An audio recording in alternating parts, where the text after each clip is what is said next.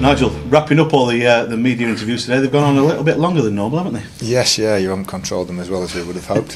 So we've had a fair crack at it today, but I think it just is a good indication of the interest surrounding the game on Sunday. It's fair to say it's caught the nation's imagination, hasn't it? Yeah, I think with us being where we are in League One at the moment, but still this big club, I think people are sensing an upset, and nobody gave us much hope going to Villa Park, but it's a different scenario this time. It's fair to say that the Blades fans have taken the FA Cup to their hearts as well this year. Yeah, they have. I think it's been a nice relief from the struggles in the league.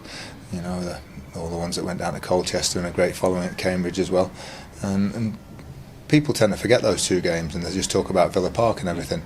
But without those two victories, you don't get to the Villa Parks and you don't get to play the Fulhams. And it's nice to be at home for a change. It is, yeah.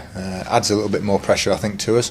I think if we were going to Fulham, there wouldn't be this same expectation at the moment, and maybe the same interest. But it is lovely still to be at home, especially on the back of how we've played in our last two home matches. It'd be nice to take some of the momentum for the last 25 minutes of the Bradford game into Sunday's game, wouldn't it? Yeah, it would be, because being pegged back to 2-2 in very unfortunate circumstances, then to respond like that and just wave after wave of attack, and we ended up, I think, with 29 shots on the day, one every nearly 3 minutes on a game, which is a great achievement. But that's exactly how we want to be. We want to be positive. We want to go forward and create chances. We played with the width. Murph and Flinney have been, I think, brilliant for us in recent weeks. You went into the Villa game not gung-ho, but quite attacking and aggressive. Is that the same that you planning to do on Sunday? We're going to try. Largely, you're dictated to by the opposition as well, because if Fulham absolutely play to their full potential, then there's a chance we might not see too much of the ball. But it's always important we stress to the players as well. It's important what we do when we get it.